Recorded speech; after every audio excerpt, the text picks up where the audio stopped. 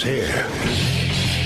Now, broadcasting from the underground command post, deep in the bowels of a hidden bunker, somewhere under the brick and steel of a nondescript building, we've once again made contact with our leader, Mike Levin.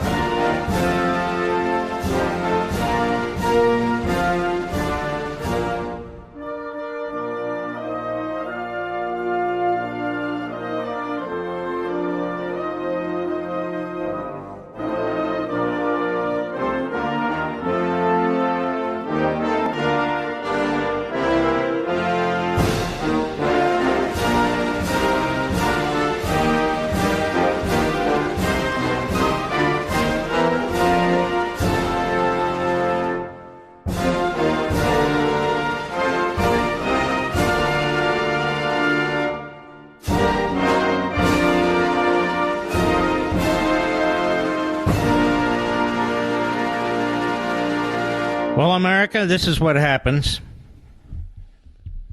This is what happens when you appease and sell out to the enemy. Now, as I've been saying all weekend on Fox, the first to say it, somebody had to say it. Now it's being repeated, and that's a good thing. Joe Biden rearmed the Islamo-Nazi regime in Iran. Joe Biden rearmed the Hamas, Hezbollah, Nazi terrorist groups. Joe Biden rearmed the Palestinian terrorists in every way possible. The Democrat Party's trying to put a man in prison for the rest of his life. You may have heard of him, Donald Trump, who literally changed the Middle East. I don't mean he made evil, genocidal maniacs peaceniks. He had his foot on their throats.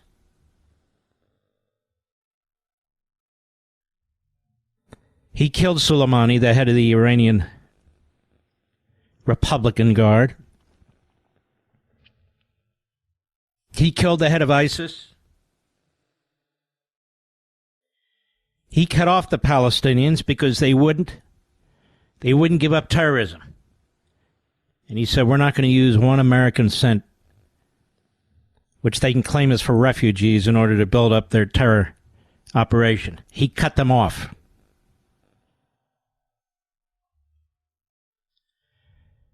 Just like the border, just like so much else, Joe Biden comes in office as the anti-Trump. Whatever Trump did, he had to reverse. So he reversed it all. So we've gone from peace breaking out in the Middle East, literally 2.5, 3 years ago, unimaginable, success, a policy of success that should have been embraced and continued. And he went back to Obama's policy. What was Obama's policy? Obama's policy was to weaken Israel, to empower Iran, create what he and the people now around Biden, those are his people, considered the remaking of that region of the world, where Israel and Iran would be of pretty much equal powers. Both would have nuclear weapons. And look what they've done. In Afghanistan, the Afghanis have to pay the price. Look what's happened. And in the Middle East, the Jews are paying the price. Americans are paying the price. There are 200,000 Americans in Israel. Where's Joe Biden today? We don't know. Where was Joe Biden last evening? He was having a barbecue. And so now the Obama staff working for Joe Biden is setting policy, putting out propaganda, working their left-wing media, working their liberals to blame everything, of course, on Netanyahu. Of course, everybody wants to know how this happened. But that's not what the liberals are saying. How did this happen? That is, the left-wing Marxists, so many of whom hate our country and hate the state of Israel. Maybe it was because the radical left-wing minority parties in Israel, aligned with Joe Biden, were in the midst of a civil war against the Netanyahu government. Maybe that was a distraction. Maybe the call for the IDF to rise up and strike against the Netanyahu government. Maybe that was a distraction.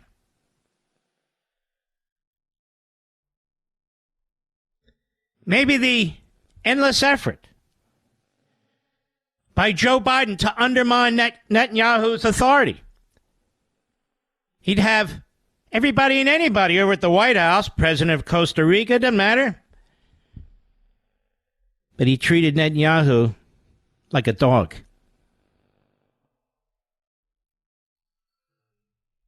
Two weeks ago, the Israelis and the Saudis were within an eyelash of having a peace deal. Never even imagined that would have changed the Middle East in a profound way.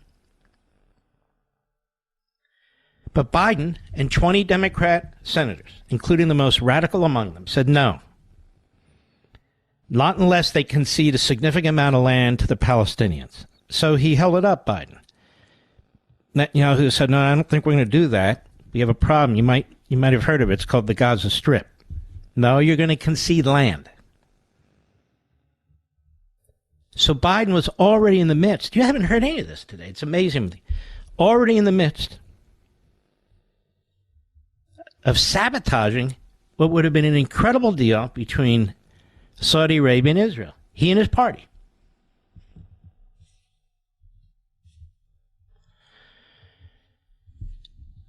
But here's the problem now. There's a war. And it's a major war. It's a big deal war. And Israel can't lose. If Israel loses, Israel will cease to exist. And you see what's happened so far? With these bloodthirsty subhumans who target the innocent, babies, old ladies, old men, including survivors of the Holocaust, taken away to the other side of the border into Gaza. Can you imagine? They purposely attack, first and foremost, this music festival, where there's a large number of teenagers and young people, and grab the girls, kidnap them, take them to the Gaza Strip where they're going to be raped over and over again.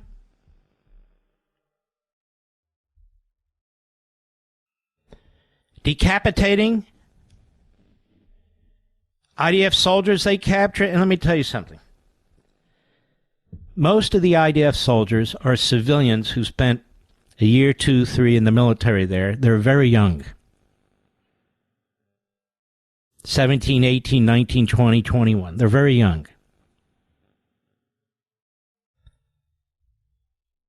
The Hamas Nazis are using ISIS tactics. They're torturing soldiers. They're torturing civilians. They're dragging them through the streets.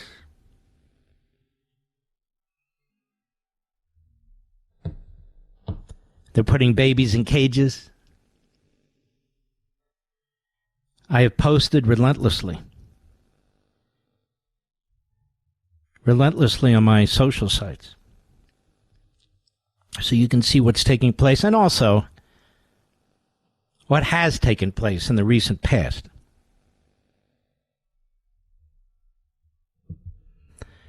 It's going to get worse before it gets better, America. We have a Hamas wing of the Democrat Party who get an enormous amount of attention from the corporate media, who hate America,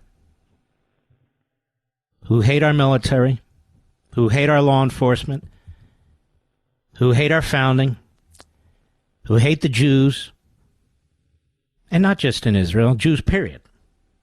They're Marxists. Marxists have always hated the Jews, among everybody else.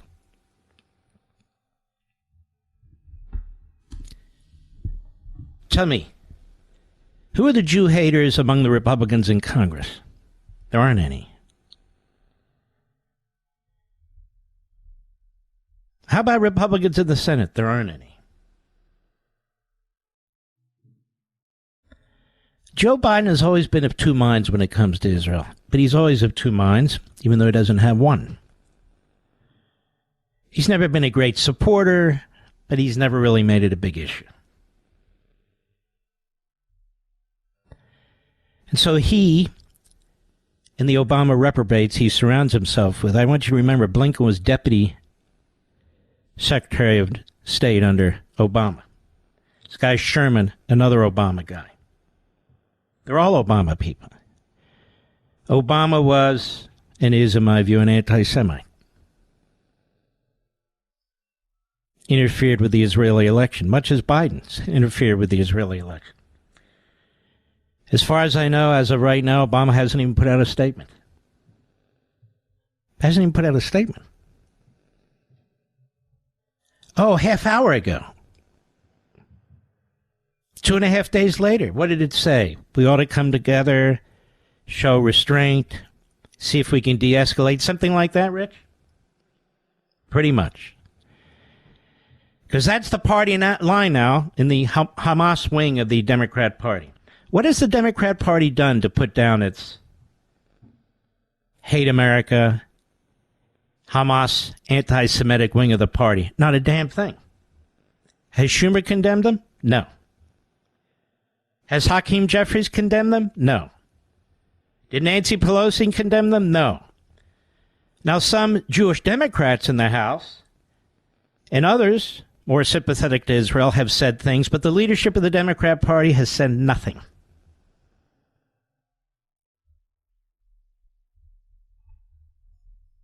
What about accountability? Accountability.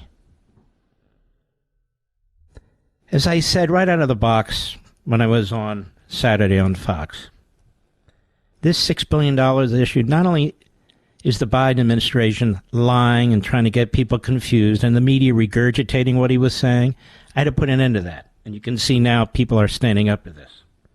It's not just that money is fungible. Why the hell would we give $6 billion 2 weeks ago to a regime that wanted to assassinate Mike Pompeo and John Bolton, or any American? It says hate to America while it's building intercontinental ballistic missiles with nuclear warheads. But it's even worse. $6 billion in ransom. Obama paid almost $2 billion in cash in ransom. Well, the enemy sees these things, and they see weakness. They see opportunity. They see exploitation. But for 2.5 years, in total secret, Biden and his people have been negotiating with the Islamo-Nazi regime in Tehran. And their chief negotiator is a well-known Iranian sympathizer. And his classification was pulled a few months ago, and he was yanked. Obama, another Obama guy, And Biden was begging the Iranians to come to the table, begging them to take anything he would give them. And among other things, he waived a sanction against them, and that handed them $10 billion. Among other things, he wouldn't enforce the oil sanctions that Donald Trump put in place. That gave him about $60 billion. Let's see, 60 and 10, $70 billion? So $6 billion is chump change. But when you're giving billions and billions of dollars, I don't care if you're giving them billions and billions of dollars to buy lollipops. When in fact, they threaten the life of a former Secretary of State. And they threaten to destroy your own country. You're a buffoon. You're insane. I've got a lot more. I'll be right back. Mark Levin.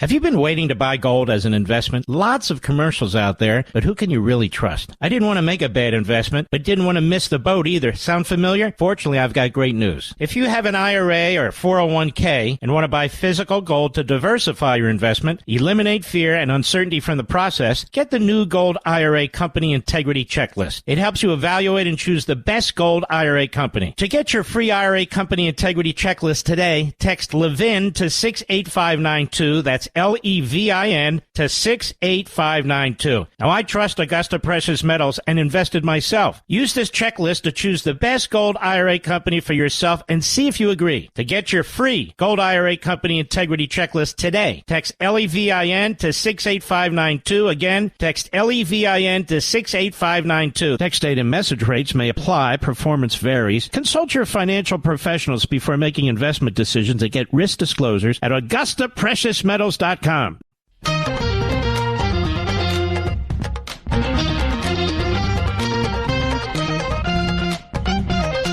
Mark, what should we do? Let me tell you something. I want to read you something. The European Union, of all organizations,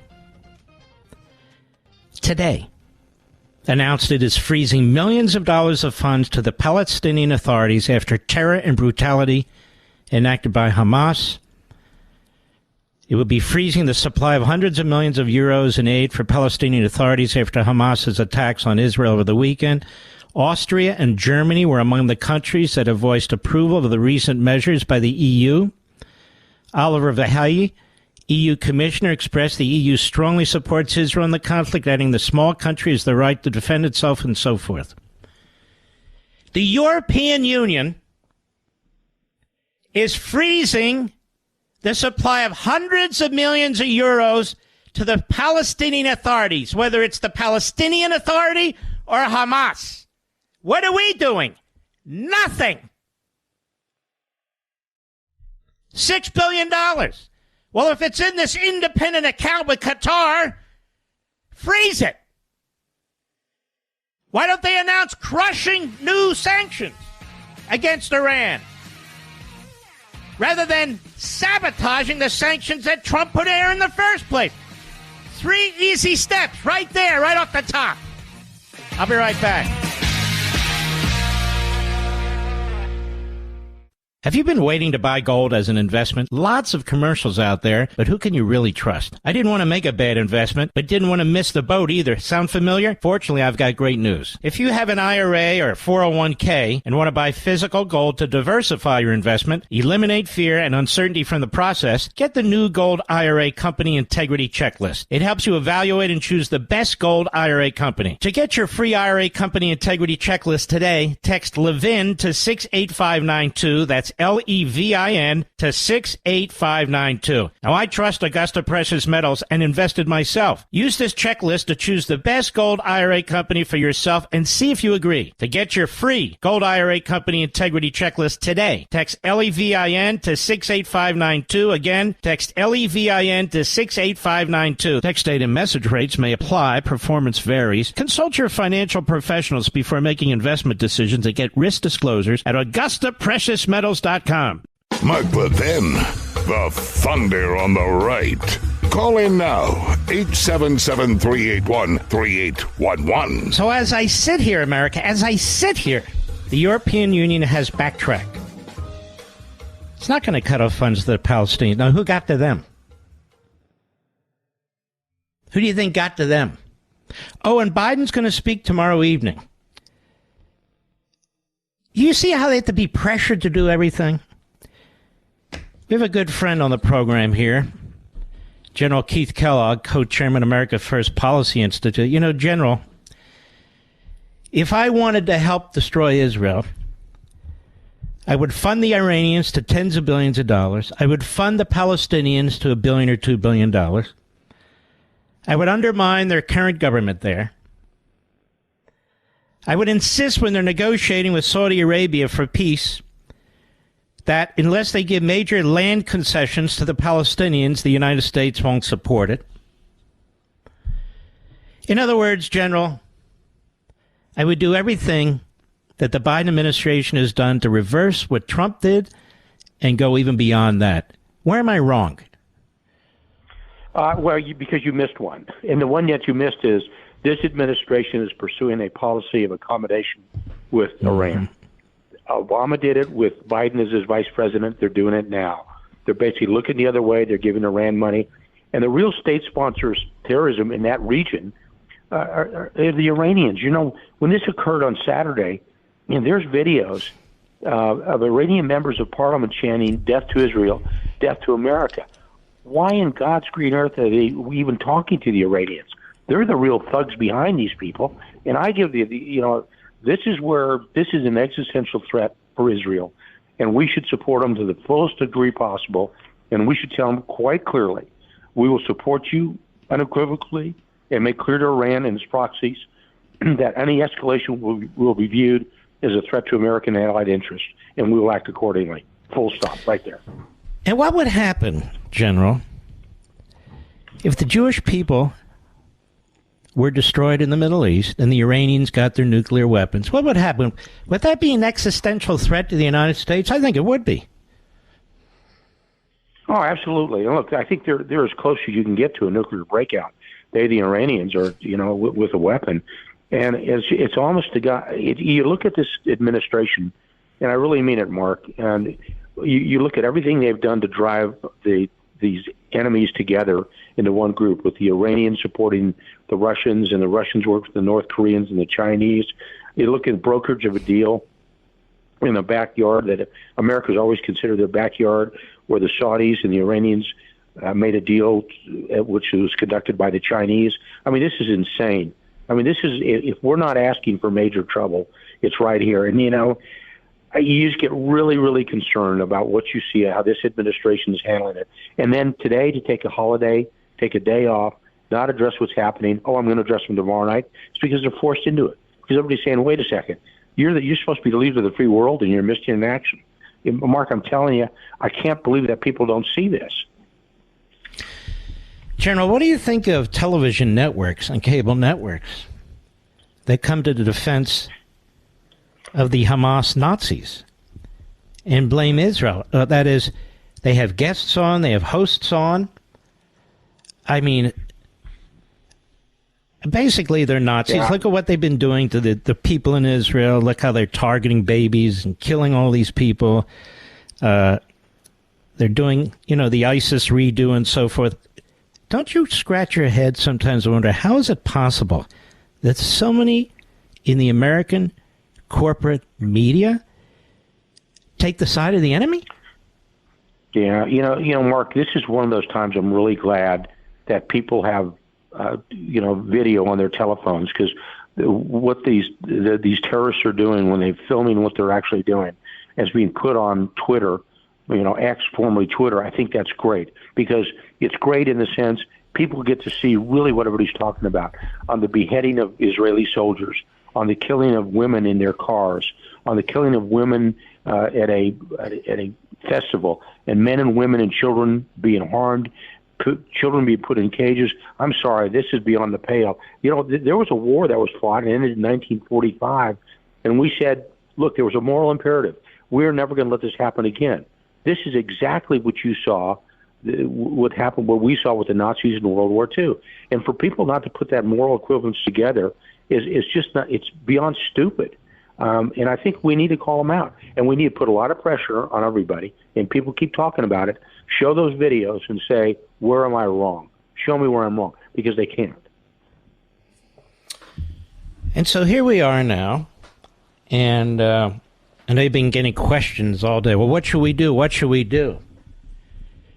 I don't understand why that's so complicated, particularly with Iran.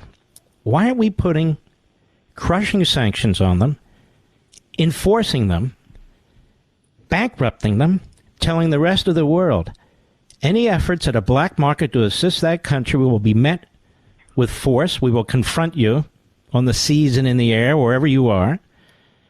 They talk about the $6 billion. It's in a special account. Well, why not freeze it?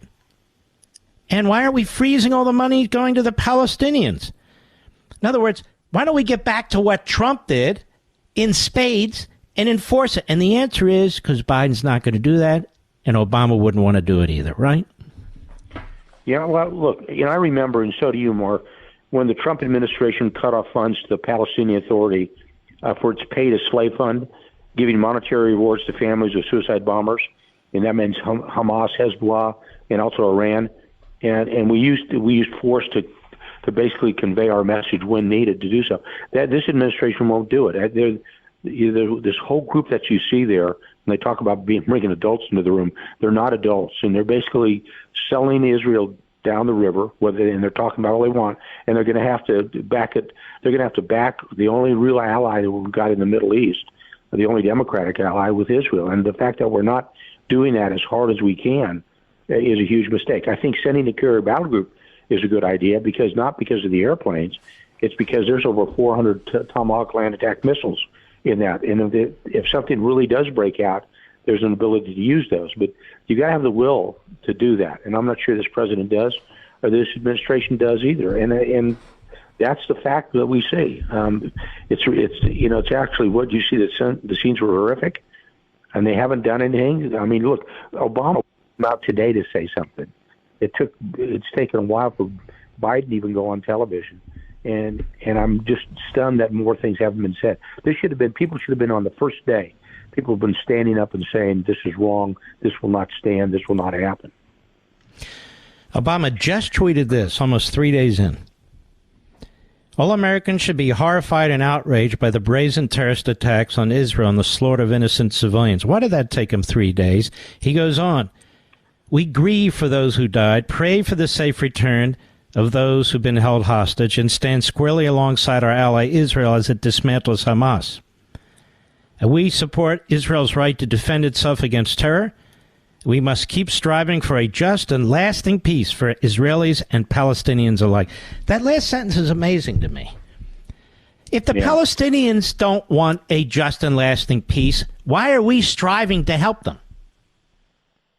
Because that's been always the policy, Mark, this administration, and before that with the Obama and Biden administration before. Remember, John Kerry made the comment, there will be no peace in the Middle East without the Palestinians. We in the Trump administration, we said, no, we're going to go without them. We're going to work on economic incentives to bring the other Middle East nations into it, and if Palestinians they've not come along. But what they do is they believe that you have to solve the Palestinian issue first. And I think they're wrong on this. And, I remember going when we signed the Abraham Accords out there in front of the White House. I went to the lunch afterwards and I sat next to Tony Blair, the former prime minister of the United Kingdom, and he looked at me and he said, you guys got this one right. We had it wrong. He's absolutely right. And I don't know why we do that. We shouldn't do it. I'm of the mind, of course, part of it is my military mind. This is one of those who go back and, take a cue from Ulysses S. Grant in the Civil War and its unconditional surrender. The fact of the matter is, I would say very clearly that the leaders of Hamas, the leaders of the Palestinian Liberation Organization, and even of Hezbollah, you have conducted yourselves with crimes against humanity, and it's the same thing we did with the Nazis at the end of World War II, and put them on a list saying, we are coming for you, and we will find you wherever you're at, and we're going to kill you. It's that simple. And you make that very clear to them. We did that with Soleimani, and we also did that with Khomeini, the supreme leader of Iran. When we said, after we got Soleimani, we said to Khomeini, you're next. You kill another American, and we're coming for you. And we were dead serious in the Trump administration about it. It's how we went after Baghdadi and did the same thing. And when they need to do that, they need to put some respect and fear into these leaders that are leading nothing more than terrorist states, and they haven't done it. And they need to be hard about it. I realize it's harsh. I got it, Mark. But this is not harsh to me. General war against mankind. Problem is, General, we're stuck with this crowd for another year and a half. Yeah. We're stuck with them for another year and a half. And you and I know what needs to be done. Any really red-blooded American who cares about our country and our allies, we all know what needs to be done. But it's not going to be done. And so now Israel has to use this opportunity, in my view. You know, all these world leaders issuing letters and support, but they're not supporting them. And they betrayed that country under different parties and so forth and so on. And now the consequences are being felt. And Biden betrayed that country and the people there with his policies and so forth. And they say we all need to stand together. What do they mean by that? None of them are sending troops in. We'll give the Israelis arms and support. That's because mostly Congress wants to do it.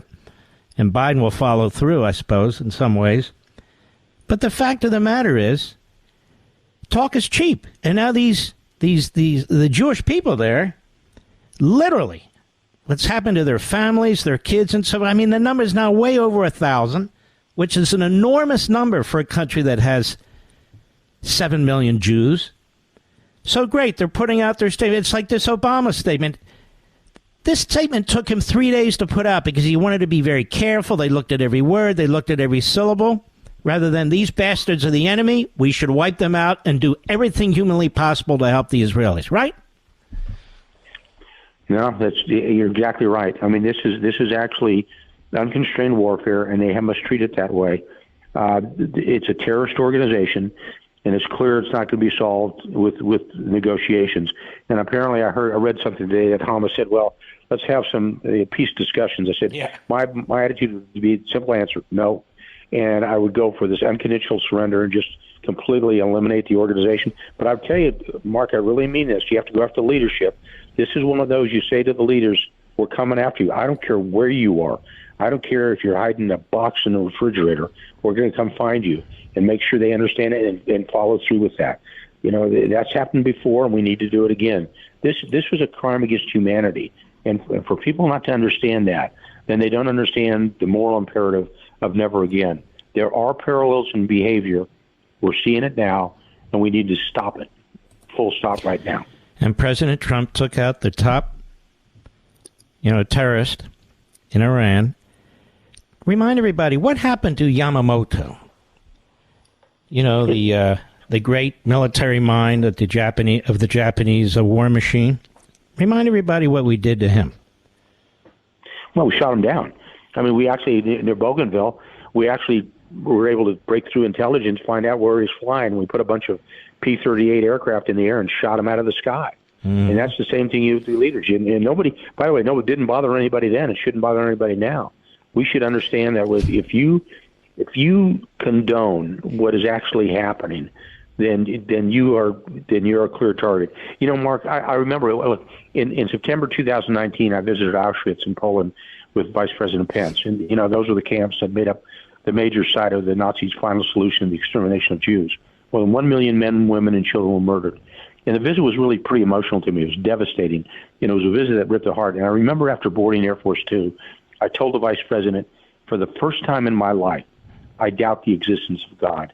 And he stopped me and he said, no, it was not God that caused this. It was man. That make man pay for it. And they have to do that. They have to hold these people accountable. They're the ones who sent these terrorists on their way, and they're the ones they need to go after as well and make sure they never, ever do it again. General, I want to thank you very, very much. We're going to have to counter what's going to be now the propaganda of the Holocaust-denying New York Times and much of the rest of the media. They're going to do the same thing to Israel they always do. Maybe they'll have a little chart like they always do, and how many Palestinians, have lost their lives in Gaza Strip. Well, Hamas knows how many Palestinians there are. Or it's the most dense area on the face of the world. Didn't Hamas know it's the most, dense? We don't need lectures about, but they're going to have the tallies, you see. Tell me real fast, yes or no.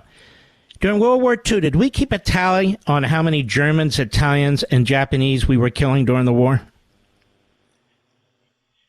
Yeah, I mean, you're talking hundreds of thousands were killed. I'm saying, did we have it on TV and they say, look at this, we've killed this, we've killed that? No, we didn't. No, we didn't. But I think but Mark, I think it's okay to have it on TV. I think the world needs to see this. And no, I don't, because that's not why. They're not doing it to show the world. They're doing it to put pressure on Israel not to complete the task. That's what they keep doing. Yeah. That's what they done last time. No, that's an effort to use propaganda. Look at the Jews. They lost 1,000 people. Now they've killed 3,000 people. That's what that's all about. General, I got to go. Hard break. My producer's in my ear. Thank you. God bless you, General. We'll be right back. Mark Levin.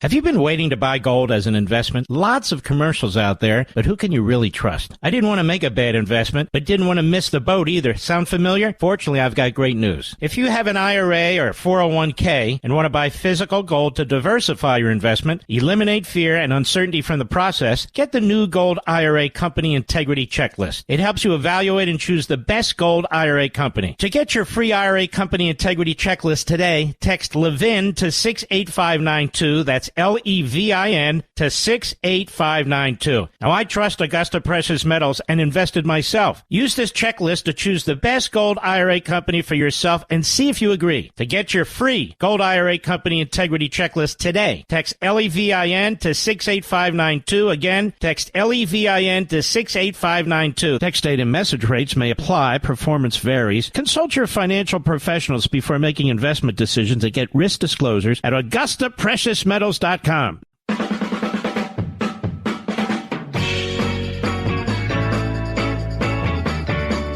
Welcome back.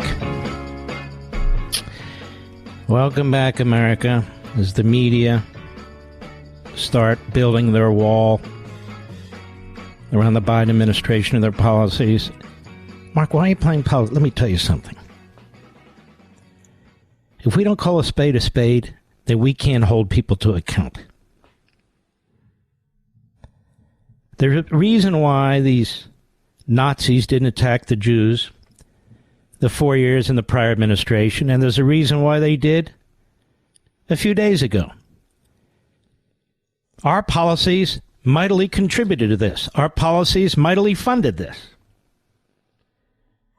There's no getting around that. The Israelis will have to figure out what happened on their end, but I know what happened on our end. Folks, we've been talking about this for 2.5 years under Biden, and we talked about it for 8 years under Obama. There's simply no question about it. Well, that's where we are, and we're going to discuss this at greater length. We're going to have Pompeo on the program. We're going to have McCarthy on the program. And we will dig deeply into this more, because I'll tell you what, this could happen to us too. Because Iran is on the precipice of getting nuclear weapons that can hit our country. You see what they've done to those Jewish babies? The mothers and the grandmothers and the grandfathers and the girls? One of their commanders said, either recently or not, this isn't just about the Jews. It's about the Christians. It's about the atheists, the non-believers, and I'll use my phrase, the soft Muslims. They all need to be killed. They all need to be destroyed. That's what the Quran tells us to do. This is a Hamas commander. You know, the terrorists hit us on 9/11. They've hit us over and over and over again. And these clowns talk about climate change. I'll be right back. This segment of the podcast is exclusively sponsored by Pure Talk. Pure Talk offers great coverage and can save your family money on your wireless bill every single month. Go to puretalk.com to find the plan that's right for you. Thank you again for listening, and thank you so much for this sponsorship, Pure Talk. He's here. He's here. Now, broadcasting from the underground command post, deep in the bowels of a hidden bunker, somewhere under the brick and steel of a nondescript building, we've once again made contact with our leader, Mike Levin. Hello, America. Mark Levin here. I'm giving you the number. Don't call today. We just have too much going on, and I apologize that I can't get any callers. You know, we did anything to win World War II. So did the British. So did all of our allies. Anything and everything. Everything and everything. Anything. The British and the RAF and the United States Air Force, Army Air Corps, bombed Dresden into smithereens. Tens of thousands died. Citizens. All through Europe, citizens were targeted. During our Civil War, Vicksburg, a prime example, but there were others, citizens were targeted. We didn't send our men door to door to find enemies and to pinprick here and there and hope you get the right guy and all the rest of it. You had to destroy what existed. The Democrats rarely mention Harry Truman these days. Franklin Roosevelt dies. Harry Truman's the vice president, and he's told when he becomes president about 2 atomic bombs. They weren't sure they would work or not. They were really built for the Germans. But the Japanese just wouldn't surrender. The Battle of Okinawa, small island right off of Japan, was the costliest battle in terms of casualties in American history.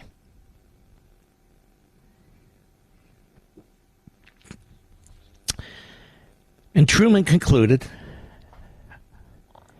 we cannot defeat once and for all Imperial Japan, which attacked us at Pearl Harbor.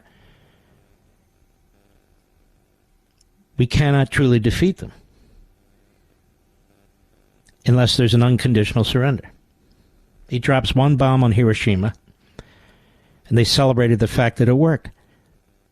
But the Emperor of Japan wanted a conditional surrender. Truman said no. A couple days later, he dropped the 2nd atomic bomb on Nagasaki.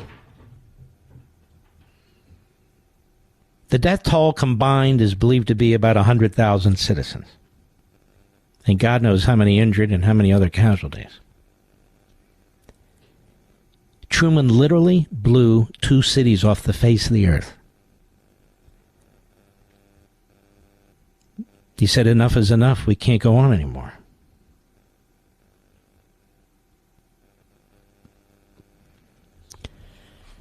Those of you who saw the Oppenheimer movie, which was an extremely biased movie, you weren't told why Truman decided to drop those 2 atomic bombs. You weren't told anything about Okinawa.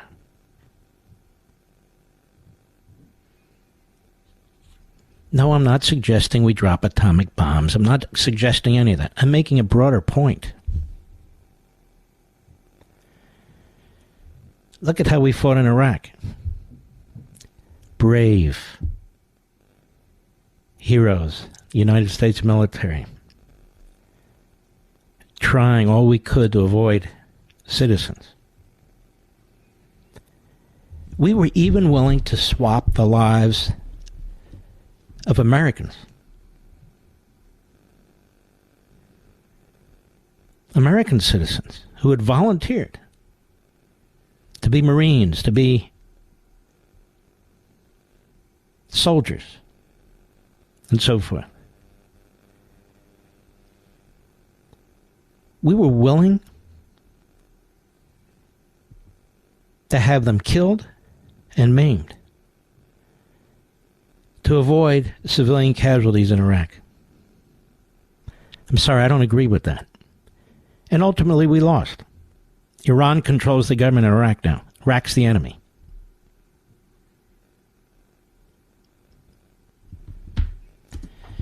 People say they're tired of these long wars. So am I.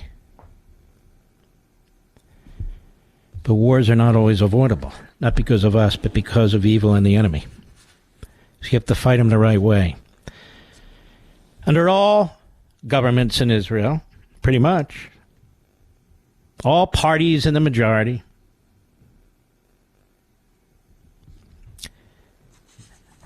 they were fighting wars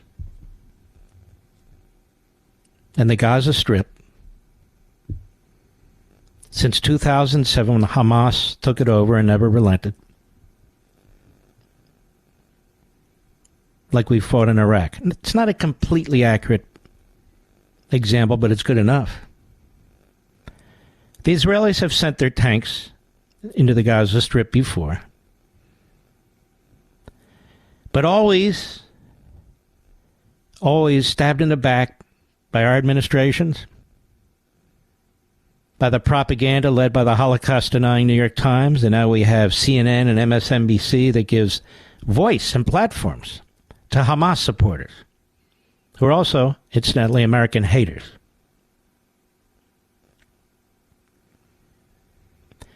The whole point of media outlets trying to keep track of how many people will die in Gaza is to prevent Israel from winning. It's to prevent Israel from winning. They do it every time. Thomas Friedman comes out, the others at the New York Times come out, the Washington Post joins in, the TV networks join in. Suddenly you're going to see all kinds of photos fed to them by Hamas and their allies. Suddenly it's the Jews who are the baby killers.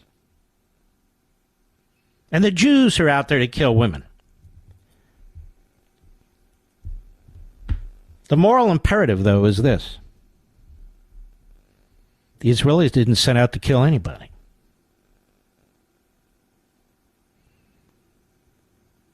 They weren't and aren't targeting citizens. Benjamin Netanyahu said the other day, I'm urging the people of Gaza to get out. Now, what did he mean by that? Get out? Some relatives or whatever who are not in the Gaza Strip are moved to a part of the Gaza Strip that's unlikely to be hit. They know where that is. Everybody does over there. But Hamas will prevent a lot of that because they know that they need the statistics. They want to pressure the media with propaganda, which will then pressure the Biden administration, the European Union, and happens every damn time. Any network that starts acting like this is COVID and starts putting those numbers on the screen, you know they're in Hamas's corner. I'll be right back. Mark Levin.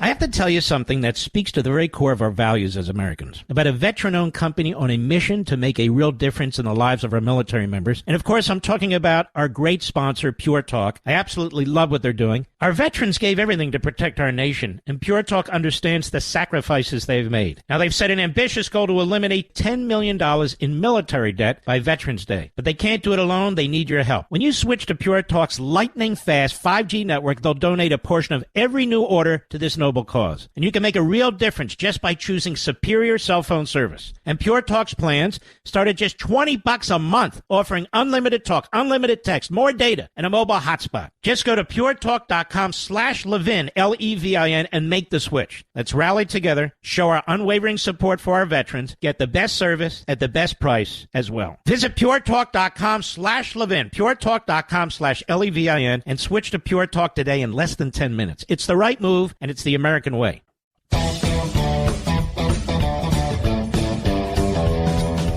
Well, it's a pleasure to have Kevin McCarthy with us. You know, I was thinking, we don't have anybody speaking for our country. We have Chuck Schumer, who's very busy in Communist China right now. We have Hakeem Jeffries, who put out a statement but hasn't really been seen publicly talking about anything that's going on overseas in Israel. We have no Republican who's speaking out. And of course, Joe Biden was having a barbecue, and here comes Kevin McCarthy, fills the void, and really gave a tremendous speech. You know, Kevin McCarthy, you've been a friend of Israel since you've been in Congress. You've visited there scores of times. You brought Democrats with Republicans over there. You were asked to speak to Knesset, on and on and on. There was peace breaking out all over the Middle East. People were feeling great, and now this. What do you make of this? I tell you, this is a combination between 9/11 and Pearl Harbor. The idea that 800 Israelis died is the equivalent of 30,000 Americans. Now it's over 1,000, just so you know. Yeah, I mean, it grows every time we look. And, Mark, I'm going to tell you this. I am so furious of what transpired, but I'm furious of our lack of response. The president put a lid on today. The president put a tweet out about Ticketmaster funds or fees or whatever. Here we are on the brink of wait a minute. War III. Ticketmaster. He put a tweet out about excess fees on hotels, rooms, concerts, and others. This is the tweet he put out today. This is really going to scare Hamas. God help us. And I put out a 5-point plan. First of all, we've got to rescue the American hostages. This is not going to be Afghanistan. We're not going to leave any Americans behind. Second, we have to stand with Israel, but not just stand with Israel. Hamas has to be defeated. We should be moving right now. Like, you've been there lots of times. I've been there lots of times, taking a lot of members. I was supposed to take all the new Republicans at the end of this month. We've been to the Iron Dome. They're trying to overwhelm the Iron Dome. And I promise you, most of these first missiles are going to be dumb rockets. So later they'll come back with precision-guided, long-range ones, thinking the Iron Dome doesn't have enough weaponry to take them out, right? So we should make sure we resupply that, the ammunition that they need. We should go after directly where this came from, Iran. When does the Wall Street Journal have better intel than the Secretary of State? Mm-hmm. And what we need to do is you refreeze that money, which is able to do it. But the key part we have to go after here is why this all got created, this appeasement. First, this administration started paying for hostages. Secondly, the appeasement to Iran. They used to produce only 400,000 barrels of oil a day. Now they're at 3 million. We have the sanctions on them right now, but it's not being enforced by this administration. We could shut down their money, make America produce the extra oil, create more jobs and more wealth here. And then what we need to do is look at our own failure in the intel. Why didn't we know this was happening? And what about our borders wide open? 151 people we caught so far this year on the FBI terrorist watch list. In 2019, that number was 0. You know, Kevin McCarthy, I watch these people. They pretend they didn't give $6 billion to the Iranians. It goes from this pool to that pool. They wanted immediate de-escalation. They had to pull 2 tweets down. They're not going to do what you want them to do, even though it's a sure way to have an impact on Iran. They deny the intelligence that Iran was working with these other, what I call these Nazi organizations. And here's the thing. Hamas and Hezbollah has said Iran worked with them, and Iran said they worked with them, in addition to the Wall Street Journal. It's crazy. This administration pretends it's not. These people don't learn their lessons, Kevin McCarthy. No. They've made Iran stronger financially and funding more terrorism. If you look at the foreign currency fund, when the Biden administration came in, Iran only had $4 billion. Today, $70 billion in 3 years. And what are they doing with that money? We know they trained them. We know what transpired for how long. We know what their plan is. This is why you got to go directly after Iran, and you have to say Hamas has to be destroyed. Not weakened, destroyed. Mm-hmm. And they haven't said that, have they? No. And the other thing that gets me, on the 5th point, we've got to end the anti-Semitism in this nation. Every single president at every college better step up for what is being said. But you know what's happening in the halls of Congress? I see the anti-Semitism. There's 10 Democrats that voted against even providing the Iron Dome. But what's even worse, you watch the comments by these in the progressive, the squad. But you know what the Democrat leader says? No comment. That's not leadership. That's not standing up against it. You know what I did? I removed them from Foreign Affairs. When they wanted to hold a meeting of anti-Semitism, I took the room away from them. You know, you've got to stand up to this. This is the 1930s all over again. You got the axis of evil, Iran, Russia, and China bounding together. You know, what's amazing to me, Kevin, is you'll watch Fox and you bring people in who are pro-American, who are pro-Israel, pro our allies, who understand all that. And then you watch MSNBC as an example. And they literally have mouthpieces for Hamas. They have individuals who are blaming Israel. Is this not amazing to you? How can they ever blame them? You watch that. Children, Holocaust survivors, innocent civilians, sliced in their throats.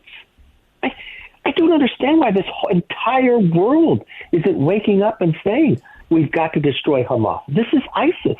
And this is the other problem. Do you know what the president said? The number one issue, the number one threat, more important than nuclear war? Climate change. Because they're ideologues. That's what he's focused on our Intel committee on. I mean, he just said that in Vietnam. And when they asked the spokesman today, no, we don't take that back. Climate change is very scary.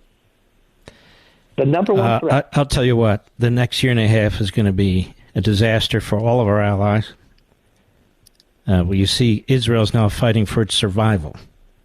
Yes. Taiwan is going to be fighting for its survival. Ukraine is fighting for its survival. To be an ally of the United States under this regime, the Biden regime, is to put a target on your back and on your forehead and hope for the best because, I mean, this administration, everything it touches turns to blood. I'll be perfectly honest with you. I've never seen anything like this. I don't even know of anything like this in modern American history. Do you? No. Remember, not in modern American history, but I know the 1930s a lot like it. Remember, 3 years ago, there was no war in Ukraine. 3 years ago, there was no war with Israel in the crisis. And we didn't have 5 embassies we had to evacuate. This is Biden's administration which is causing this. We'll be right back with Kevin McCarthy. I have to tell you something that speaks to the very core of our values as Americans, about a veteran-owned company on a mission to make a real difference in the lives of our military members. And of course, I'm talking about our great sponsor, Pure Talk. I absolutely love what they're doing. Our veterans gave everything to protect our nation, and Pure Talk understands the sacrifices they've made. Now, they've set an ambitious goal to eliminate $10 million in military debt by Veterans Day. But they can't do it alone. They need your help. When you switch to Pure Talk's lightning-fast 5G network, they'll donate a portion of every new order to this noble cause. And you can make a real difference just by choosing superior cell phone service. And Pure Talk's plans start at just $20 a month, offering unlimited talk, unlimited text, more data, and a mobile hotspot. Just go to puretalk.com/Levin, Levin, and make the switch. Let's rally together, show our unwavering support for our veterans, get the best service at the best price as well. Visit puretalk.com/Levin, puretalk.com/Levin, and switch to Pure Talk today in less than 10 minutes. It's the right move, and it's the American way. Mark Levin, the research arm of conservative media. Call in now, 877-381-3811. We're here with Kevin McCarthy, who gave a fantastic speech today, really filled the void. And it's really incredible that I'll be honest, you don't need to comment on this, sir. Mitch McConnell put out a statement. He hasn't been really heard from today. Schumer's in China. He put out a statement. He hasn't really been heard from today. Hakeem Jeffries. Barack Obama finally got around to a 3-sentence statement. It's your typical pablum. Joe Biden's at cookouts. Nobody knows where he is tonight. The pressure's on, so he's going to make some kind of statement that is prepared for him tomorrow. You know, the world looks at this and they're shocked. And the world also looks at how 8 individuals who are not conservatives, and I've gone through their histories before, can decapitate the conservatives in the majority in the House of Representatives. Can you Maybe you don't have any. Can you give me any insight into what's going on with all that? We're trying to walk through that now, but you bring up a very good point. Think about what those 8 have done by joining all of the Democrats. They put the whole House in jeopardy. Think about if government was shut down right now and our troops were not being paid and we're asking them to put that aircraft carrier strike team, Gerald Ford, into place, and they wonder whether they're getting paid. I mean, we've got 8 people that joined with all the Democrats, 4%, when 96% said they should do something else. They get to decide now. That's not a majority. This is the only thing conservatives have a majority in, and this is what they want to give up on. To me, it's unbelievable. I don't know of any serious, known conservative. And I don't mean some guy that just runs a website or something. I mean Victor Davis Hanson, list after list after list of conservatives who've been fighting to defeat the left, who've been fighting to shrink the size of government, fighting to secure the border their entire lives, who supported this. And so my question to you is this. There's 2 running. You've got Scalise and Jordan. And I'm hearing people, I don't even know if they can get a majority. Has anybody approached you, I'm just curious, and said, you know what, you should run too? I mean, I'm not campaigning. I'm just curious, is any of that going on, or do you know? Look, I didn't go to conference tonight. I'm going to let them work it out. There have some that approached it, but the conference has to unite. The conference has to decide, do they want to be a majority or not? We're failing the American public if we allow this to continue. Because I saw what was happening in Israel prior to this attack. And the radical left in Israel kept undermining the Netanyahu government. Every day they'd turn out 50 to 100,000 people demanding democracy while supporting a judicial oligarchy. And then I even hear some of them say today on TV that Netanyahu's proposals weakened Israel, distracted Israel, when in fact it was the same radical hard-wing left in Israel as it is in our own country that undermines elected Republican governments. And so I was just wondering about this. Do you think anybody's having second thoughts? A few of them have approached me, but I'll tell you, these 8, remember, they're the same people who voted against securing the border, cutting government, and taking that battle to the Senate. But then they wanted to argue that somehow we did something wrong when they wouldn't allow us to keep the government open by cutting it and actually securing the border, making that argument. It's infuriating. Because by the way, I want to talk about Pelosi and Hakeem. Yeah, exactly. Well, I'll tell you, if they do something stupid now, I don't think the American people are going to forgive the Republicans. I really don't. Oh, they could lose the majority. And if they can't get a majority for Scalise, they can't get a majority for Jordan, you might want to drop your hat in the ring again, but I get it. You don't want to be involved in or seen as, preening for the job again, but, people need to think about these things.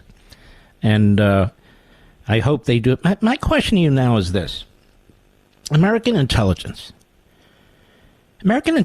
couldn't tell us that a Chinese spy balloon was a Chinese spy balloon.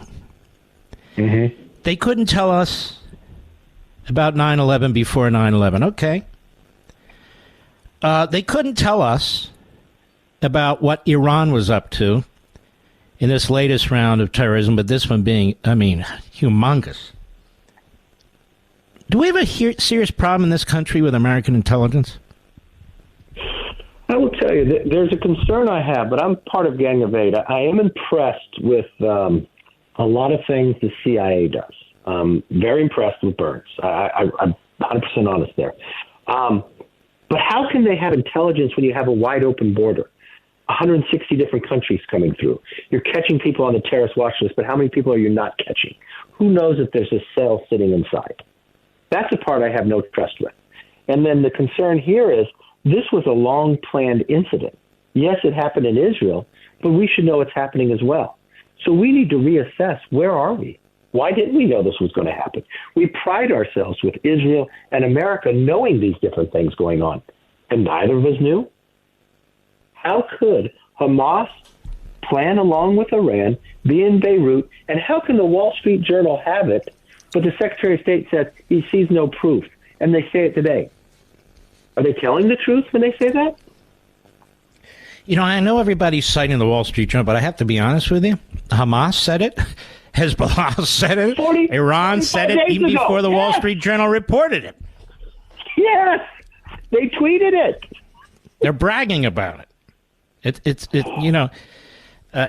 really quite unbelievable. Do you think, when you look at the squad and the Democrat Party, you had to deal with or get around some of these people, and you pointed out you threw Omar off the Foreign Affairs Committee, or was it Intelligence? Either one, fine by me. No, it's Foreign Affairs. I did the Democrat sleeping with the Chinese spy off Intelligence when Pelosi kept him on. Yeah, Swalwell and Shift, which was terrific because you've put your foot down where they wouldn't. But that's my question to you.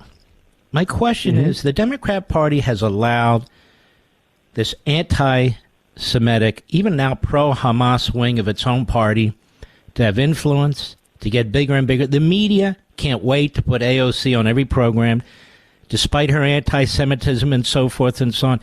So the Democrat Party and the Democrat Party media, this has become a constituent group of theirs, hasn't it? They need now this growing, hate-filled, sort of Democrat, socialist, ideological, hard left Marxist types. It's now part of their party, I think, is it not? It's a growing part of their party. I will tell you this. Just as I would take the Republicans to Israel, they would do that with the Democrats. Once AOC was elected, they made it a political problem for Democrats to go.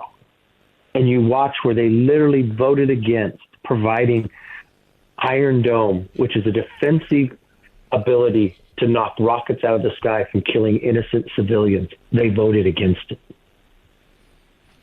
Unbelievable. And I'm going to read you something. And the flags they fly in the Capitol. Well, you made that point today that they fly every flag in these other countries, in our country, but in other countries overseas, obviously, they've been flying the Israeli flag, and we're not doing that here. Mm-mm. And we're not flying the Israeli flag, so to show our support. The Israelis flew the American flag after 9/11. You would think we'd immediately say, you know what, my border policies are wrong. We better start locking down that border. They don't even think about the border, Biden, in that way.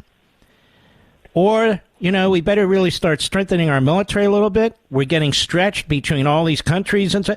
They don't even think about that. No proposals coming out of this White House. Really no attention paid. They think they can control everything. They can't control anything. I think we're in for a very rough year and a half there, Mr. I was going to call you Mr. Speaker, Kevin McCarthy. Thank you. But history repeats itself when you don't pay attention to it. Lowering our stockpiles, appeasement. Think of everything that he did. When he went and met with Putin before Putin invaded Ukraine, what did he do? He lifted the sanctions off Nord Stream 2 and asked nothing. Iran. He offended our allies, Saudi Arabia and others, and appeased Iran and provided them money.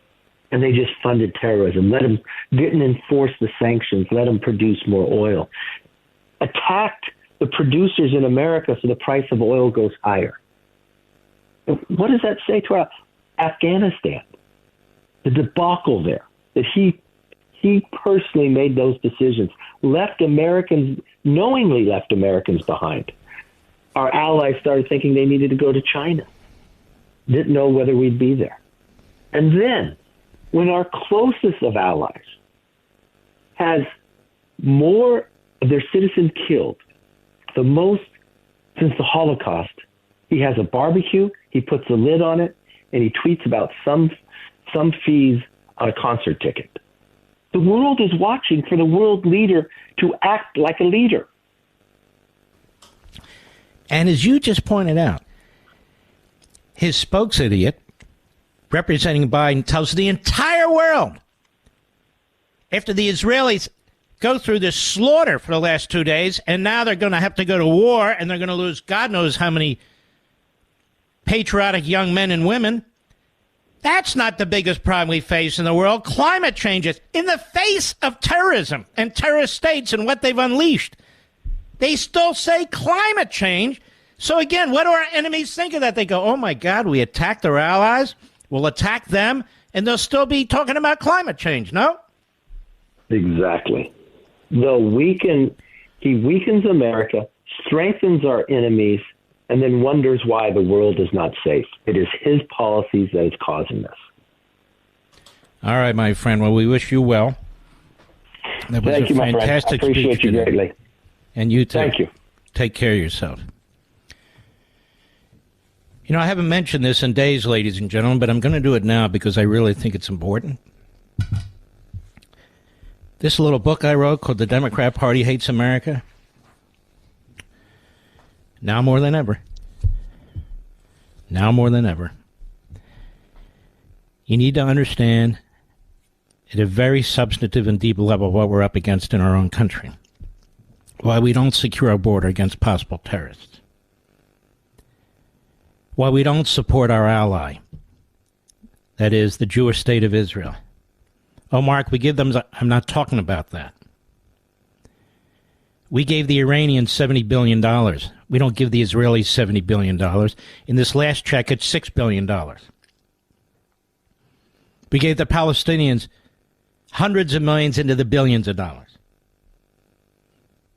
Why?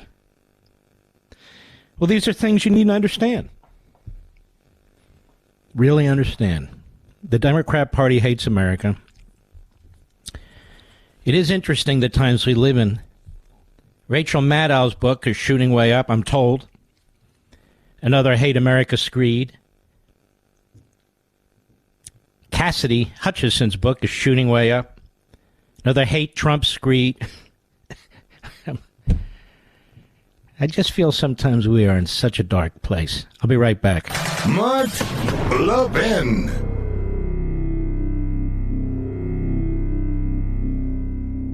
I have to tell you something that speaks to the very core of our values as Americans. About a veteran-owned company on a mission to make a real difference in the lives of our military members. And of course, I'm talking about our great sponsor, Pure Talk. I absolutely love what they're doing. Our veterans gave everything to protect our nation, and Pure Talk understands the sacrifices they've made. Now, they've set an ambitious goal to eliminate $10 million in military debt by Veterans Day. But they can't do it alone. They need your help. When you switch to Pure Talk's lightning-fast 5G network, they'll donate a portion of every new order to this noble cause. And you can make a real difference just by choosing superior cell phone service. And Pure Talk's plans start at just $20 a month, offering unlimited talk, unlimited text, more data, and a mobile hotspot. Just go to puretalk.com/Levin, Levin, and make the switch. Let's rally together, show our unwavering support for our veterans, get the best service at the best price as well. Visit puretalk.com/Levin, puretalk.com/Levin, and switch to Pure Talk today in less than 10 minutes. It's the right move, and it's the American way.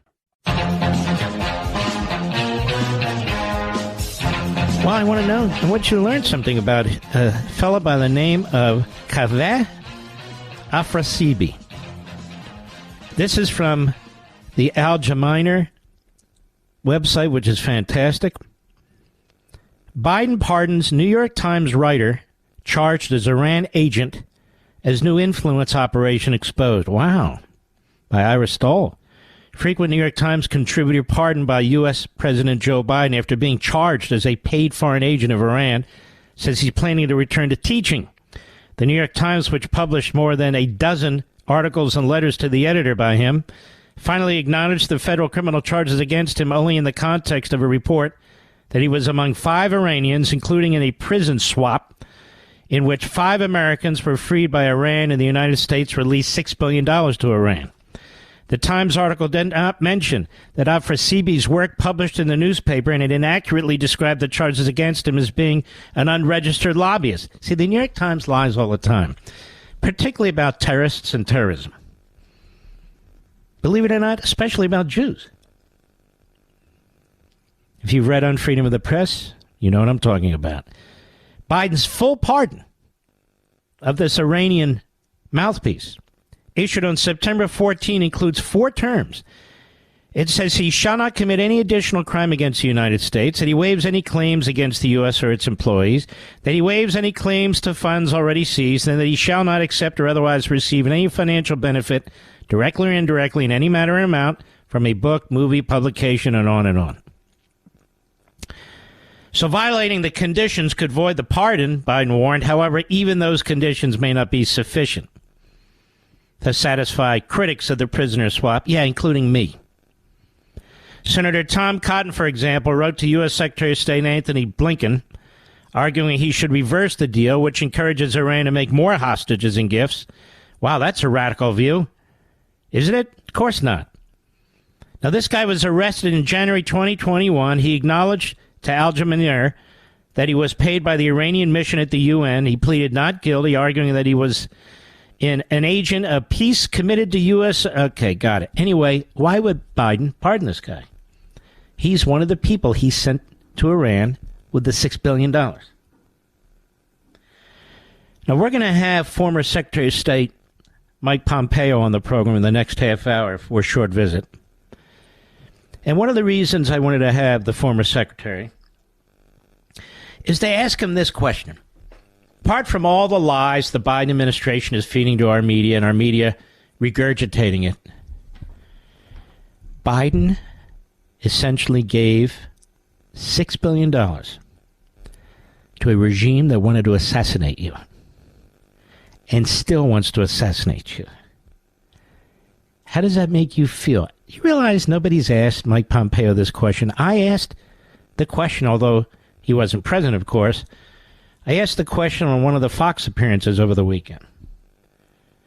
All this told you not in the right account, wrong account. You and I know how to deal with that. The money's fungible and all the rest.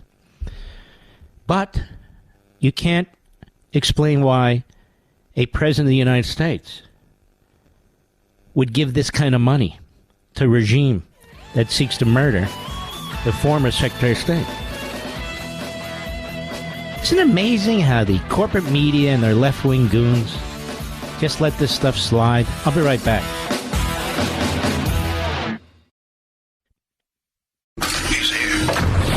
He's here. Now, broadcasting from the underground command post, deep in the bowels of a hidden bunker, somewhere under the brick and steel of a nondescript building, we've once again made contact with our leader, Mark Levin. You know, America, let me address this way. When you're fighting evil, over and over and over and over again, at some point you must destroy it before it destroys you.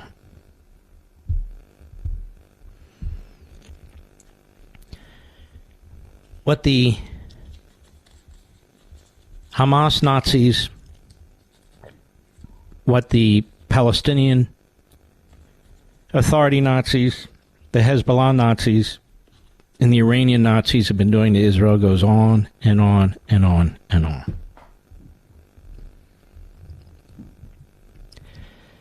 It is a moral imperative that Israel destroy as many of these subhumans as possible. And it is simply impossible to avoid civilian casualties.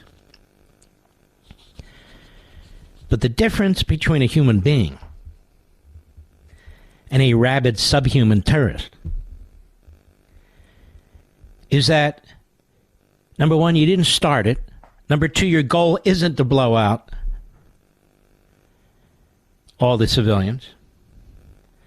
But number three, your goal is to defend yourself.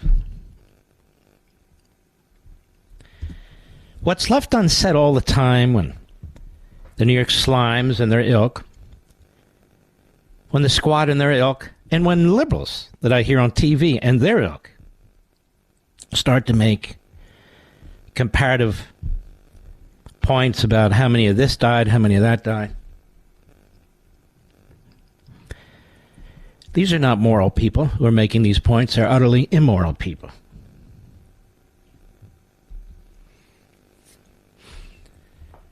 When we decided to destroy the various enemies that were attacking us, we didn't keep a head count on how many of them we killed or how many civilians might have been killed. But we did not accept the fact that more needed to be done, and done in a quick way, to destroy an amoral evil. And so these battles go on. There's no decisive end. And now look at Afghanistan. We lost. Look at Iraq. We lost. But look at Germany at the end of World War II. We won. Look at Italy. We won. Look at Japan. We won. And the world's a better place for it. The Israelis are fighting for their own existence. If 5,500 missiles were fired from Mexico into Houston, into Dallas,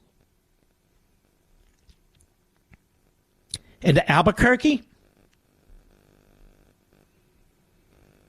into Tucson, into Phoenix, and on and on and on. What would our politicians say, and what would you want? What would our politicians say, and what would you want? First of all, no missile defense system on the face of the earth could ever stop all of that. Secondly, would it be an intelligence failure? Is it an intelligence failure that fentanyl comes into this country and kills 100,000 people every year? Is that an intelligence failure? And what if there were video of red-blooded American babies being shot in their cribs? Or American grandparents or grandmothers being forced at gunpoint into Jeeps? Or let's say there's a Taylor Swift festival going on in an outside arena, and across the border come the drug cartels, slaughtering everybody in sight and grabbing American women, girls, and shipping them over the border to rape them.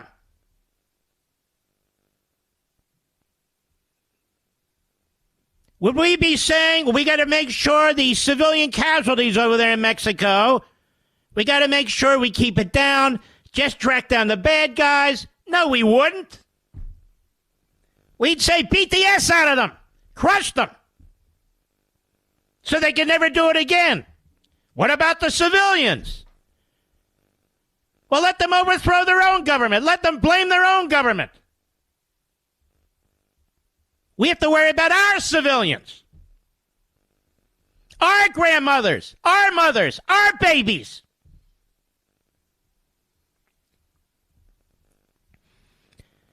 Would we say, oh, we need to de-escalate? What are you talking about? We maybe say, oh, no, we need equality. What? There's good and there's evil. When evil raises its ugly head and strikes out like there's another Holocaust going on, people expect the Jews that lost half of their population in the most horrific ways to de-escalate? We have people in America today that we've let in America, people on MSNBC and CNN today, people who write for the New York Times and other major publications in this country, trying to make a moral equivalency between what just occurred and the ability of Israel to defend itself? And you want to talk about restraint? I'll show you restraint. Israel doesn't admit it, but Israel has nuclear weapons. They haven't used any. It's not on the table. And yet Iran wants nuclear weapons. And everybody knows they'll use them, including against us. Israel will do us and the entire world a favor at a tremendous cost to its people to crush this regime and these terrorists at any cost. And that includes any cost to them. Again, I'm not talking about nukes. I'm talking about how restrained they are. And they are going to lose a ton of troops. Because the enemy's been dug in a long time and has been plotting a very, very long time. I was in this town with my family called Surat, or Surot if you like. And one of the places we visited was a kindergarten / daycare center right on the dam border.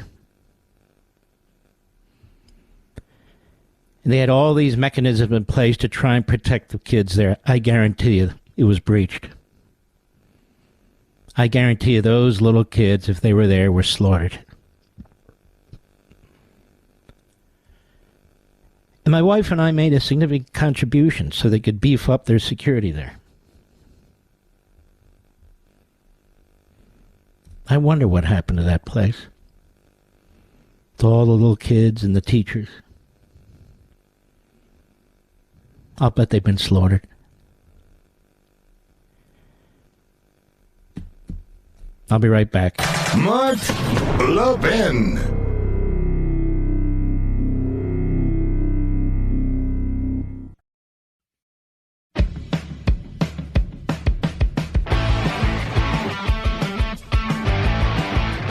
It's an honor to have former Secretary of State Mike Pompeo. Mike Pompeo. No, I don't know if anyone's asked you this question. They debate about the $6 billion. This is a regime that wants to assassinate you and John Bolton and other Americans. And that would-be assassin was charged by this administration. And you sit there and you see them transfer $6 billion to them. We can quibble over accounts. I don't much give a damn. I mean, you must say to yourself, what in God's name is going on here? What was your reaction? Yeah, there's no doubt about that, Mark. My wife feels the same way.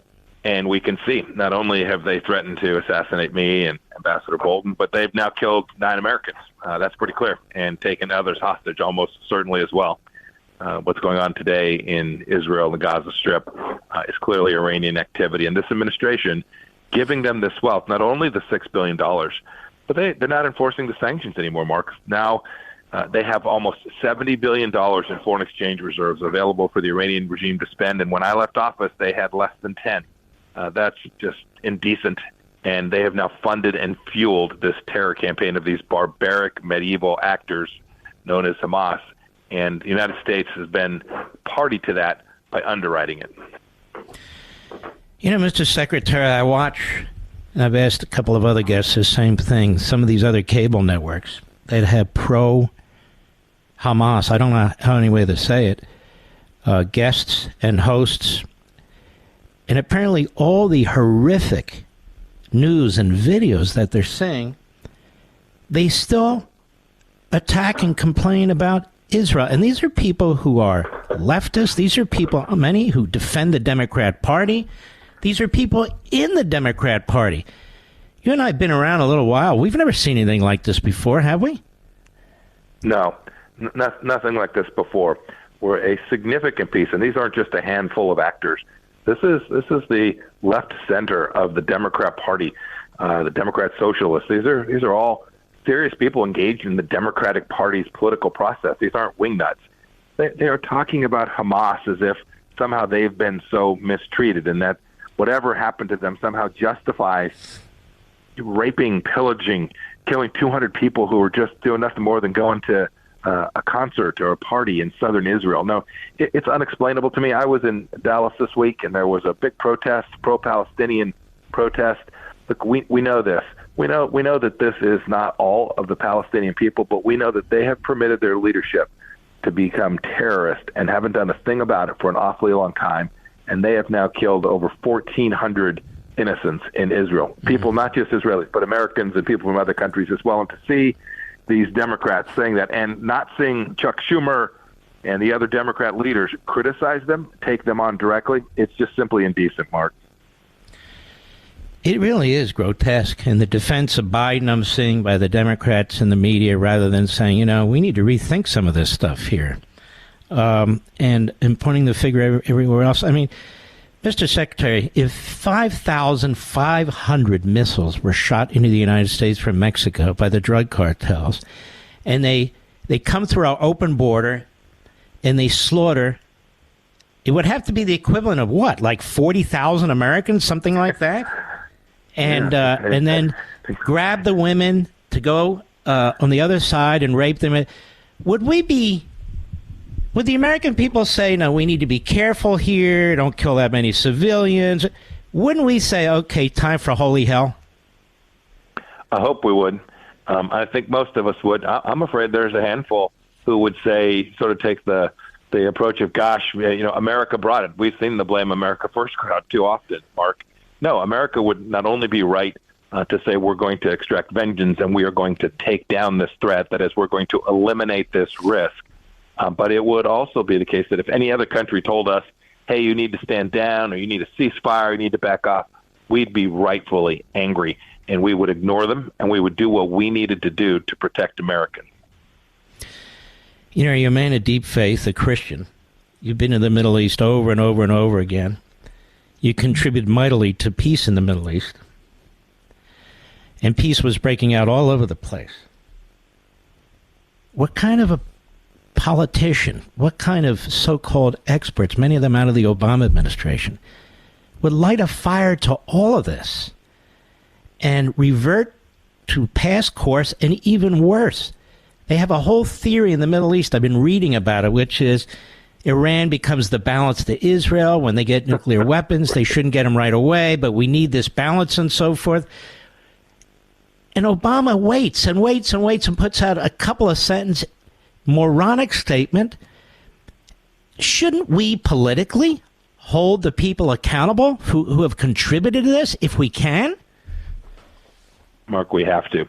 We have to do it to keep America safe, to watch what President Obama did, and then the way we went in and fixed it, and we built out more prosperity, a great deal more stability in the Middle East, and have Biden go back and say, no, we're going to go do the appeasement plan again. We're going to underwrite the Iranians, the world's largest state sponsor of terror. I can't explain it. I get asked, like, can you explain what they're thinking? I've heard this balancing theory.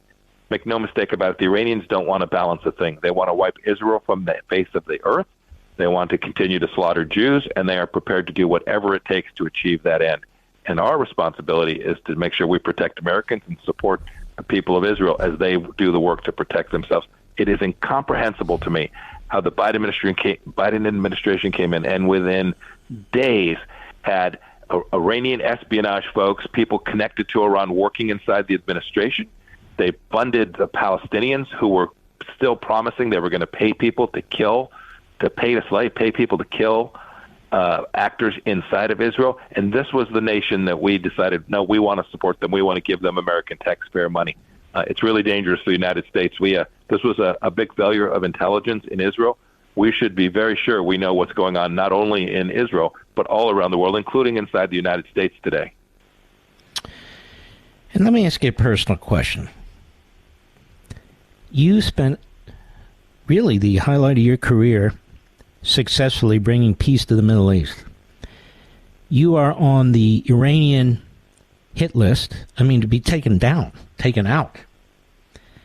You see what's happening to your fellow human beings over there now. It's hard to sleep at night with all this, isn't it? It is, Mark. As a Christian, I keep praying for the people of Israel, praying for the Jews there to protect their rightful homeland, praying that we will find a pathway to eliminate this evil. Something else we all know, right? It reminds you that there is good and evil in the world. You can just see it and feel it when you watch these videos. It breaks my heart to see what's happening there. And I lose a lot of sleep thinking, were we still there? Were we still able to exercise American influence and American power? Could we have prevented this from happening? And it breaks my heart to see that the Biden administration just unwound the direction, which was to isolate the Iranians, put them in the box, and build out alliances between Christians and Jews and Muslims throughout the Middle East in a way that would have protected an awful lot of human life. I see some of these videos, Mr. Secretary, and it really does remind me of the Holocaust. The little kids, the babies, the swastikas, the girls that they're shoving into the jeeps to drive over the border there, the slaughter of all those kids at that festival, just mowed them down and grabbed what they could. I mean, this if this isn't Nazi-like, Hitlerian, then I don't know what is. I have 30 seconds left for your final thought. I think that's a pretty good summary, and it requires a response like the one that we got around to, too late, but got around to after the Holocaust, right? We extracted, we took the vengeance that was appropriate, and we eliminated the threat. We need to make sure that in the days ahead, it's going to be tough, and the weeks ahead, it's going to be tough. We need to make sure. And we're going to want to have you back because you're a moral standard. God bless you, my friend. This is Radio Free America on the Mark Levin Show. Call now, 877-381-3811. If Israel does not unleash hell on the Hamas Nazis, it won't survive. The reason you have a country and a society, first and foremost, is to protect the people who live within it.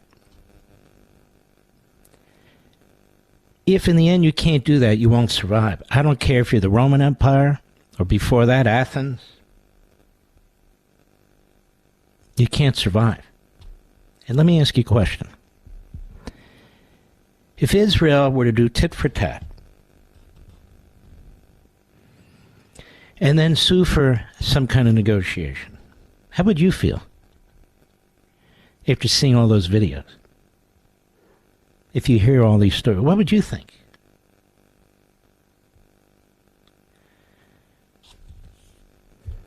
I know what I'd think. Well, you got to put yourself in their shoes. They need to blow the enemy off the face of the earth.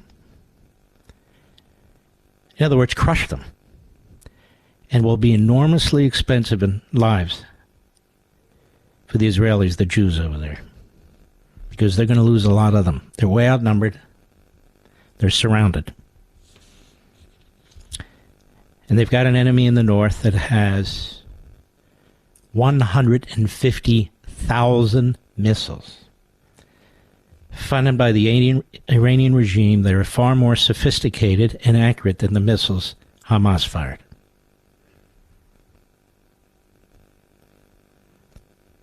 That's what they're facing. And Iran wants a nuclear weapon. Because if Iran uses a nuclear weapon on the Israelis, who will use a nuclear weapon to stop them? Will we? Will Europe? No, I don't think so. Think about things that way. And the only reason these people are hated is because they're Jewish. Because they survived. They survived the Babylonians, the Persians before that. They survived the Romans, the Ottoman Empire. They survived Nazi Germany. They survived the War for Independence. They survived the 67 war, the 73 war. And now they've been hit harder as a nation state than any time in its history. And what are they supposed to do? What would we do? I think we know what we would do.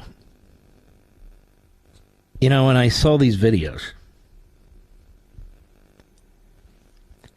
of parents being separated from their children, or the execution of a child? Are streets filled with dead Jews? My mind immediately went back to the black and white film of these various concentration camps of Kristallnacht. One girl pulled out from behind that Jeep with her hands tied behind her back. Looked like my daughter. Grabbed her by the hair, shoved her into the back of the Jeep, probably never to be seen again. 3 tough guys. How many of you have a daughter who's 18, 20, 22 years old? They go to a concert. And then they disappear. The face of that young girl, teenager, maybe a young adult, grabbed from that festival, put on a motorcycle with one of the Nazis in front, one behind, to prevent her from escaping, looking out, help me, help me, help me. An attractive young lady, we know what's going to happen to her. It's already happened. And her father knew nothing about it until he saw the video. Is that what the Jews do to the Palestinians?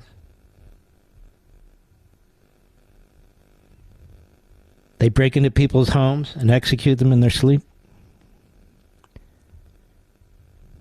Parents, children, grandparents? Is that what they do? Where do they do that?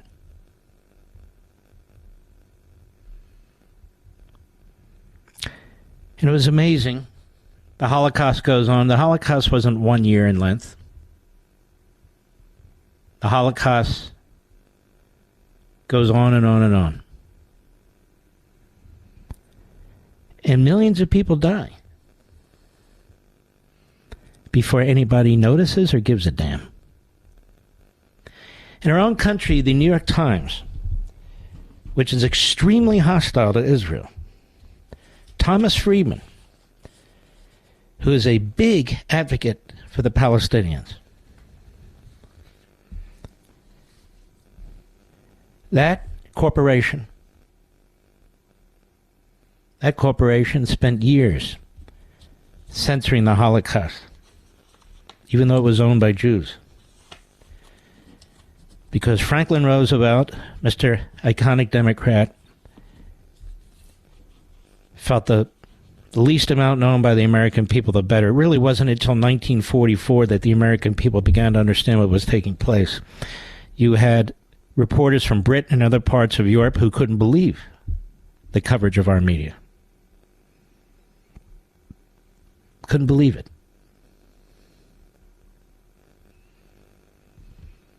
The New York Times had one of its managing editors, now gone, died. It's been like 25 years. Conducted a report of its own so-called reporting during the Holocaust. And of course, it was mostly a cover-up.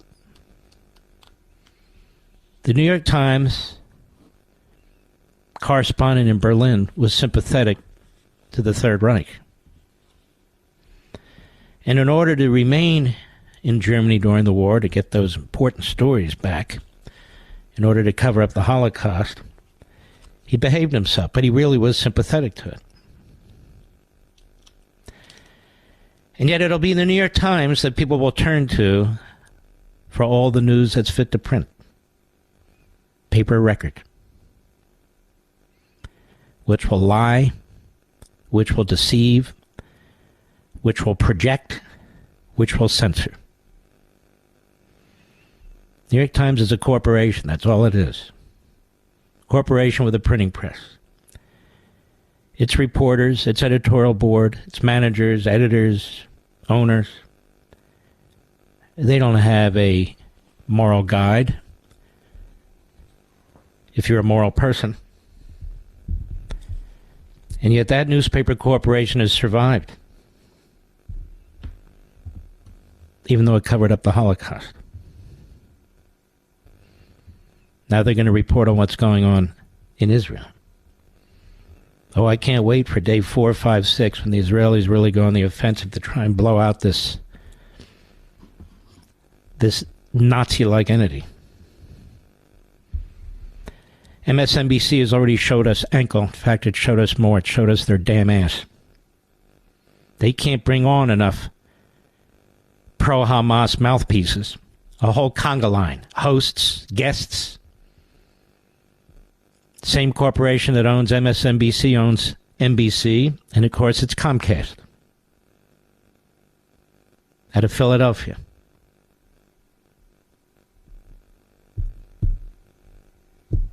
They don't give a damn, do they? What about the television networks? Now, television was really budding back then. It was nascent. Radio broadcast networks, most of them were the ones that got into television. Radio broadcast networks, the news, they were told to tamp it down. Franklin Roosevelt changed the license period from 2 years to 6 months, put his campaign manager in charge of the FCC, and any broadcast platform that didn't comply with what he wanted had the license pulled or threatened. A number of the big networks went crawling to Roosevelt. This is all in the book. I think it's an unfreedom of the press. And told them that they will do whatever he requests of them. Just as they pretty much do that with Biden. Already, the way NBC has reported all this is Republicans attacking Joe Biden, the Democrat. I guess he doesn't deserve to be attacked, does he, America? For what he's helped unleash. I saw one liberal, whose name I'm not permitted to say, but you would know if I mentioned it. She turned the whole thing against Netanyahu. Because she supported the elements that wanted to take out Netanyahu within Israel.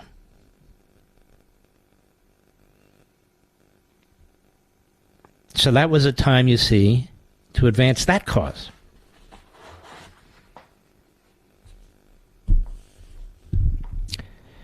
These are dark days and dark times, so it's very, very important that you keep your head. It's very important that you educate and inform yourselves.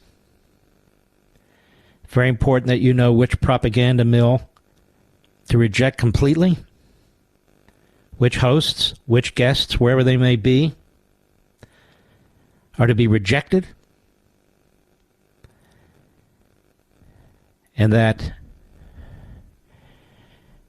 we join the chorus of never again. Truth is, if the Israelis blow out these terrorists, they'll be doing us a great, great, great favor. Be right back. Mark Levin.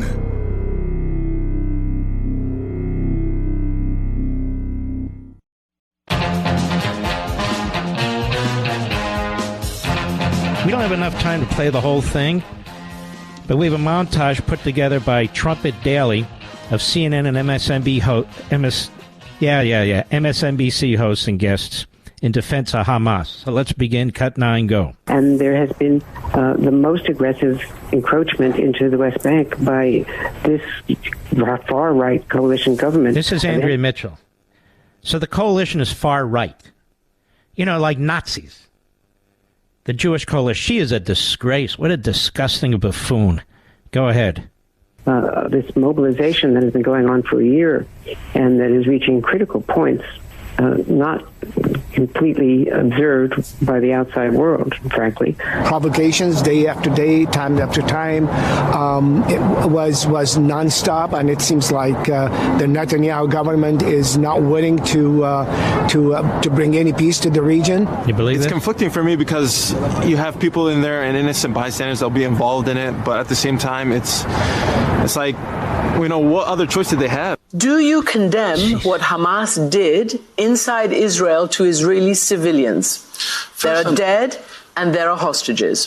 First and foremost, the Western media must really abandon this framework that has gotten us to where we are today. Okay, but I just want... The loss of civilian life is tragic in all sides. You've counted 70 Israeli deaths. There is more than 200 Palestinian deaths so far, more than 1,600.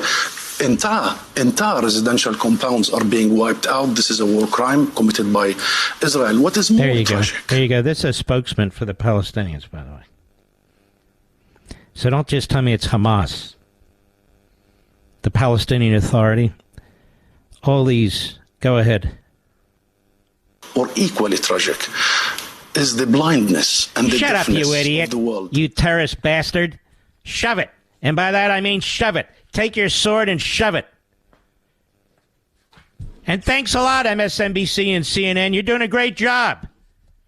You'd probably be rooting for the Third Reich if this were the 1930s. I want to salute all of you patriots who know good from evil. I'll see you tomorrow. God bless.